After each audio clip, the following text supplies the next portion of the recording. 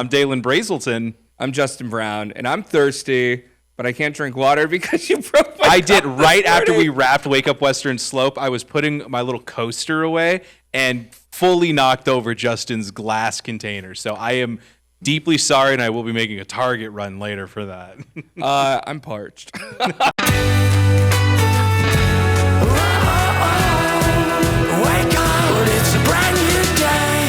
The first ever Grand Junction Police Polar Plunge happened over the weekend. Our Marge Tobin was there, and let's take a look at that. At Highline State Park, law enforcement, community members, and Special Olympics supporters came out to support Colorado athletes.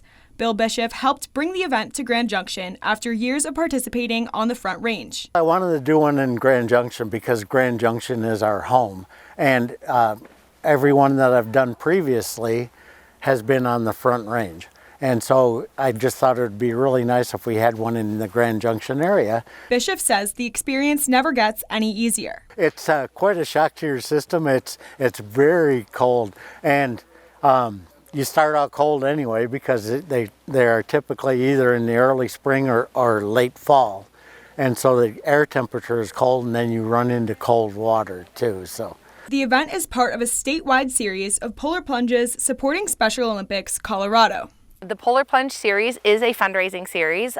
All 9 together, we have a goal of raising $740,000. So it's a really big fundraiser for Special Olympics Colorado. Special Olympics Colorado serves 28,000 athletes from age 2 in our young athletes up into their 80s and 90s. The event had over 40 plungers taking part. Candace Almond was there with her swim team and tells us why she's plunging. We've been telling them to bring one here for years. So we decided, since they did bring one, we needed to participate. And for my team, I am plunging to set the good example that I cannot ask them to do something I'm not willing to do. The first Grand Junction Polar Plunge was a success, and organizers hope to make it a new Western Slope tradition. Marge Tobin, KREX News. Well, I hope that that's definitely a new tradition, definitely for a great cause, too. Yeah, absolutely. I mean, talk about starting the day off with a little bit of water talk, right? Isn't that something? Yeah. Would you ever do something like that? I would do a cold plunge like that. I used to do, I would do a polar plunge. I used to do cold plunges. My gym in New York had a cold plunge right next to the hot tub. So those ice baths? Oh, yeah, an ice bath. Yeah. They're really good for you. Here's some of the benefits. So it reduces inflammation and muscle soreness. It enhances mood and mental focus. So if you do it right in the morning, you're really getting a good jump start to the day. Improved immune function it's found to have. Some studies suggest that regular cold exposure can increase the number of circulating white blood cells, which play a key role in fighting infections. So while it might seem crazy, don't go do that because you might get sick. Well, it might not, actually. A 2014 study found that cold water immersion combined with meditation and breathing exercises led to a more controlled immune response, accelerated metabolism. It's good for you, but it's also for a good cause.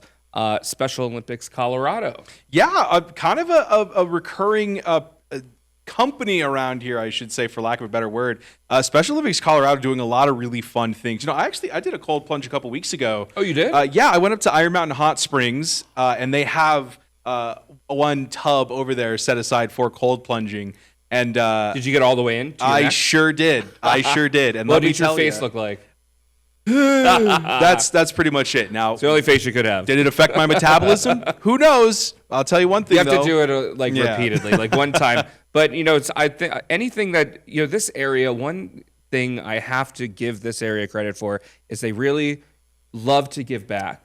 They really do. There is not a lack of community events that raise money or awareness for good causes, and just to shine a closer light on the Special Olympics Colorado provides year-round sports training and athletic competition, as well as a variety of health, education, and leadership programs. Like they said in that package that Marge produced, 28,000 athletes participate in that each year here in Colorado.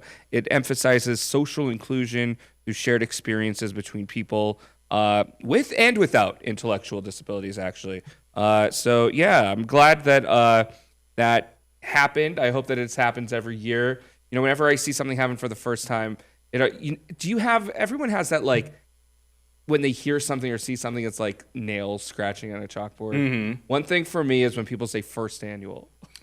Oh, so It drives me nuts. So here's the thing then. What is determined as the first annual and just what a one-off thing is? Because, you know, obviously I think a lot of people when they do events, they want it to be an annual thing. You can want it to be but you say inaugural or first ever. For it to be annual, it has to have happened at least twice. That's an interesting So in way the to look third at it. year, you can say that this was the first annual. But you can, even though, and people do it a lot, they don't know and they intend it to be annual, but it has to have happened twice. If you're being, I don't know, grammatically correct or being proper. It's all about semantics, It's all, right? that's the semantics. It has to have happened twice before it can be called annual, but we hope that we get there. We hope that it becomes an annual event for sure. I got something like that too. Oh, You know, yeah, what is it for you? Working for a morning show, I gotta say, when people say it's 6 a.m. in the morning, we know it's in the morning because you said it was 6 a.m. You don't need to specify. I It don't would know not if be I do 6 that. a.m. at night. It would be 6 a.m. I don't know if period. I've heard someone say that. I guess that would. I hear it a lot, man. Yeah? You know, working in the morning news biz, you hear Oh, it. like a fair amount. who says it though? Like mostly like family members. Like, oh man, you work at 4 a.m. in the morning? Sure Oh. do. Yeah, they're just taking the knife and digging it in. Exactly. It's like a.m. in the morning before I'm awake. Exactly, Justin. Exactly. Ugh. Yeah, we wake up really, really, really, really early. We sure do. It's crazy to me how early we wake up. It's what weird how time do you normal wake it is. up at home? Tell us in the comments section when you're watching this video. Tell us what time you wake up. I want to know if there's other early risers, because when I'm driving to work at like 2:30, 3 in the morning, I see like one or two cars. I see a couple, you know, and I got to say, my grandfather. They're probably leaving cruisers, but Exactly, right? Yeah. No, my father, leaving he the bar. wakes up at like 4 in the morning. No alarm, no nothing. He's just ready Wow. to start the day. And I want to know at what point in my age journey will I get to that? Because I've been doing this job for a little over 2 years. Still rough to get up. on the weekends I can't sleep in. I like my body just wakes me up. Wow. I can't Amazing. sleep in, and on Friday nights I can't stay awake. I can stay up on a Saturday. Ugh, it's tough. Waking up is tough sometimes, especially on Mondays. But I like being up early in the morning. Yeah, I like being up early. You know, in the morning. Mondays are fun, but let's talk about what's even Yeah, more what else do we exciting. got? What else is going on? Tuesday, Veterans Day coming Yes, up here yes. tomorrow. Yes, if you go on our website on westernslopenow.com, if you're watching this, you're probably on it. Go on our website. We have a Veterans Day, a Veterans Voices special with a whole half hour full of special veteran stories from this community. And I actually, in honor of Veterans Day, I actually spoke with the vice president of the Gary Sinise Foundation, Lieutenant Dan from Forrest Gump. He has this amazing foundation. The vice president, Kristen Kampsnyder, actually from Colorado. We spoke to her to find out a little bit more about that foundation. Let's take a look at that. With Veterans Day coming up, we're shining a light on an organization that's been changing lives long after the uniform comes off. The Gary Sinise Foundation supports veterans, first responders, and their families, from building smart homes to offering community and mental health. Joining us today is Kristen Kampsnyder, Vice President at the Gary Sinise Foundation. Kristen, thanks for being here today. Thank you. Thank you for having me, Justin. All right, a lot of people know the name Gary Sinise as, of course, Lieutenant Dan from Forrest Gump. But for folks who've heard the name, but they don't know the details of the foundation, what does the Gary Sinise Foundation do day to day to support our veterans? Yeah, so the foundation was founded by Gary, and it originates from, he has veterans in his own family. And so it really starts from there. And then he watched and was educated how our Vietnam veterans were treated when they returned from the Vietnam War, and our nation was divided. And so he, through the years, he was honoring our veterans way back before the Gary Sinise Foundation was even created. And it was the attacks on our country on September 11th that really catapulted him forward. And he's been supporting our nation's heroes for 40 years, and he has been so integrated in the needs, and the needs are very vast, and they are spread across all of our defender communities and their families. And so we meet their needs in all different ways, from, as you had mentioned, building specially adapted smart technology homes for our most severely wounded heroes. We're supporting local first responders all across the nation. We're supporting their families, the families of our fallen heroes. We actually have an event coming up here in December where we're bringing hundreds and hundreds and hundreds of children and the surviving spouses of our fallen heroes, for both military and first responder, to Disney World. So Yeah, there's a special send-off in Colorado Springs, there right? is. Tell us It's a little right bit down- about that. Yes, so we're bringing our local families here from Colorado Springs. It ends up being this beautiful, like a family reunion for them, that they're surrounded by families who understand their loss, who understand what they're going through even right now. And the holiday season is often one of the most difficult times for these families. And so it's really important for us to bring them together and to not only remind them that, we remember their hero, we're saying their names, but we also don't forget about them and their sacrifices too. So they really lean on each other and have built this incredible community that's just absolutely wonderful. And it's thanks to the supporters of the Gary Sinise Foundation that we can do that.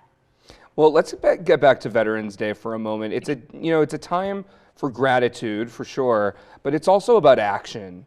What would you say is one thing that people watching this can do this Veterans Day to truly support veterans in their community?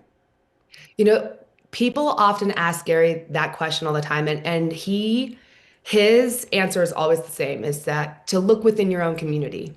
If we could all take the time to just show our appreciation, and if you see a veteran, or if you see someone, they often wear a hat, or if they're, a person in uniform, and just thank them for their service, and take a moment. There's a lot of local VFWs, and just showing the gratitude of a grateful nation I served in the Marine Corps myself, and hearing someone say thank you means a lot. It can change a day. It can change someone's demeanor, and I see that every day at the Gary Sinise Foundation. We do that, and it's just I recommend everybody just go within your local community. I think that's really important what you're saying, because sometimes thank you just doesn't seem like enough. Well, Yeah. Kristen Camp-Snyder, Vice President of the Gary Sinise Foundation, thank you for joining us, and thank you for all of the work that you do to support you. America's heroes.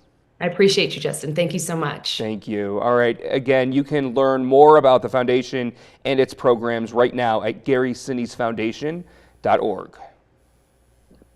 All right. In other news, the Senate has advanced a deal to end the shutdown after Democrats caved, sparking a civil war in the party, Dalen. We might have a temporary. Now, this deal would fund it through January 30th. Sounds like they want to get home for the holidays and not have to worry about this too much. But 7 Democrats, including Minority Whip Dick Durbin of Illinois, Tim Kaine of Virginia, who ran for VP with Hillary in 2016, Maggie Hassan, and another one from New Hampshire, Catherine Cortez Masto and Jackie Rosen of Nevada, John Fetterman of Pennsylvania, along with a Democrat-affiliated independent Angus King of Maine. They voted alongside 52 Republicans to break the filibuster on the spending package. Who did not vote, Hickenlooper and Bennett, said no deal on this. Government shutdown, I mean, with the holidays coming up and with people, not getting their SNAP benefits, it's just chaotic. It's a lot of chaos right now, Justin. But, I got to say, like, the longest one in history, in United States history at the very least now, I think it was about, at the breaking point where I think even last week Ted Cruz went on air and said, I think this is going to be breaking down pretty soon. And it seems like he was right. I do not see how this is going to help either party at this point in the midterms coming up, because it is hurting Americans across the board. I also think we have to stop normalizing government shutdown. Absolutely. We've been seeing them in the past couple of years, people who are coming up, just getting involved with learning more about politics in the past decade. They think that this is something that happens often because they've been happening. But the first government shutdown, as we know it now, happened in like 1980 or 81, early 80s. Like, this is a new thing. The government should not be shut down. We vote these people into office to make a deal on behalf of the American people. Now, look, they need to come together. Partisanship has gone too far, and it's hurting the American people.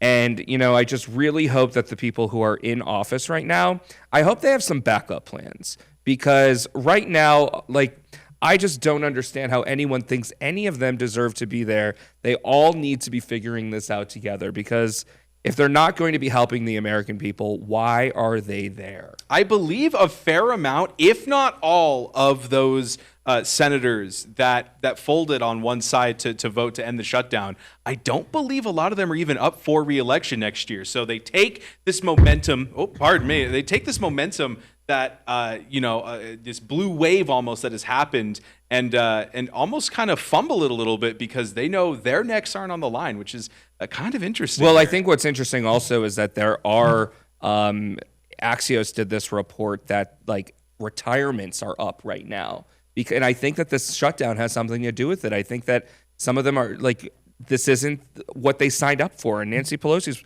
who is known as a deal maker, probably sick of this too. I mean, maybe she realized she might not win. Who knows? Maybe there's a lot of reasons why Nancy Pelosi might not be running again. But whether you're left, right, or somewhere in the middle, we need to hold our politicians accountable for making a deal for all Americans, because this is absolutely ridiculous. It needs to stop. But you know what we need? We need we have an update. Let's roll with an update. This is what's happening. Let's keep you updated on what's happening with the latest with the shutdown. The motion upon reconsideration is agreed to. The Senate approved a first step to push through legislation that could end the longest government shutdown in U.S. history, after a group of mostly moderate Democrats made a deal with Republicans. The Senate and House still need to approve the full measure. All of us, Republicans and Democrats, who support this bill know that the time to act is now. Democrats had demanded any funding package include expiring health care subsidies. The deal grants them a vote next month on extending the tax credits. This was the only deal on the table. It was our best chance to reopen the government. The agreement comes after the Supreme Court issued an emergency order late Friday, halting the payout of full SNAP benefits. Adding to the shutdown chaos, air travelers are coping with massive disruptions as the FAA ordered airlines to cut flights at the nation's busiest airports. We need to figure it out as a country. Get it together. A compromise was reached in this case, but it's not a done deal just yet. Bradley Blackburn, CBS News, New York. Well, let's take a little bit of a look at your weather for Grand Junction and the Western Slope as a whole. We're seeing a beautiful start to the week so far, and then, of course, for the next couple of days, it's going to be a great one as well, but some changes on the way. We can expect a little bit of rain to push in at the tail end of the week. Colorado is seeing a little bit of cloud coverage, and that's going to kind of be the trend for the next couple of days. We've got some beautiful clear conditions, just a little bit of clouds over those central mountains. It makes for a beautiful start to the day, though. Hopefully, you've been kind of hanging out with some of those sunrises. Folks, I have been doing the Cozy Cat forecast lately, and it has just been a beautiful time so far. A big thank you to everybody who has already submitted a photo of their cat. I think we're good till like the end of the year now, but we will be continuing this because a lot of people wanted to see their cats on air.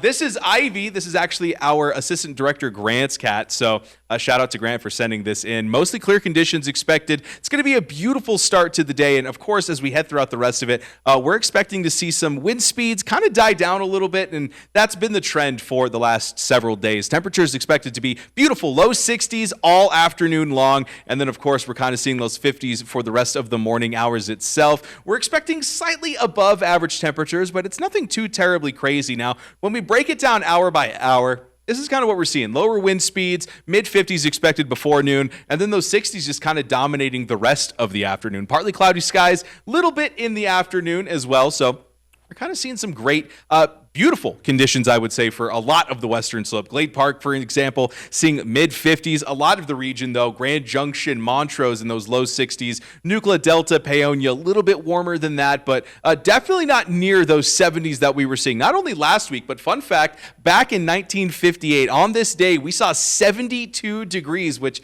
isn't too terribly far off from where we are now. But the overnight low, just 8 years prior to that, in 1950, 6 degrees. So we're seeing 34 overnight tonight, significantly warmer than those record-breaking lows. But the interesting thing about these lows for the next several days is going to be how warm they are. So while the wind speed's kind of dying down, like we mentioned here, kind of picking up a little bit in areas like the Gunnison Basin, Delta's seen a slight uptick, but it's not too terrible, especially as we kind of head into the afternoon itself. But these temperatures, now this is what's interesting, folks. Tonight, we're seeing 34 degrees, couple degrees above average. But by the time we're heading into Thursday, over the course of those 4 nights, we're seeing a 10-degree jump in the overnight lows. The highs, a little bit warmer, but those lows are very intriguing. And then when that rain kind of pushes in on Friday, we're only seeing about 12 degrees between the overnight low and then what we're seeing for Friday's high. So get ready for maybe a little bit of rain at the end of the week, which is always a great time at this kind of later fall hour. But that's what you can look at your weather. Let's kind of move on now to the hot topic of the day. All right, today's hot topic of the day, Jimmy Kimmel's wife going viral for saying on a podcast that she cut ties with Trump voting family members. Now, it's like in the news, it's in the know. People know that, Kimmel and Trump, they don't like each other. What? Really? Really? But I want to know, just because we don't have a lot of time, do you let politics get in the way of your personal relationships, especially with family? I'll say, as a moderate, I have multiple views on the spectrum, and I don't align with my family on a lot of things, but it doesn't impact my sister's my sister, my mom's my mom. Like we might argue a little bit, but then we just, we don't talk about certain things. Exactly. And I agree. I don't really bring that kind of stuff up. I kind of joke that, hey, I have enough of that at work. And I think that kind of diffuses a lot of the tension. But, I mean, with Thanksgiving coming up, that's a highly contentious thing. But I kind of try to keep it especially this year. Yeah. This year they will be fighting at the table, a lot of people probably. But I don't know, your family, I don't care who someone votes for. I can have my own opinion, but I don't know. I'm not going to stop talking to my brother or my sister because they don't agree with me on certain social. It's just silly. Only thing I'm fighting for on Thanksgiving is I'm fighting my sister for more deviled eggs. I'll tell you that. I fight for the mashed potatoes and gravy. All of it's mine. That's my favorite dish on Thanksgiving. Wow. Just try to be a little more understanding that everybody sees the world through a different lens, and just because they think differently than you doesn't mean that they're wrong. Doesn't mean they're right either. But all right, well, that's another edition of Wake Up Extra.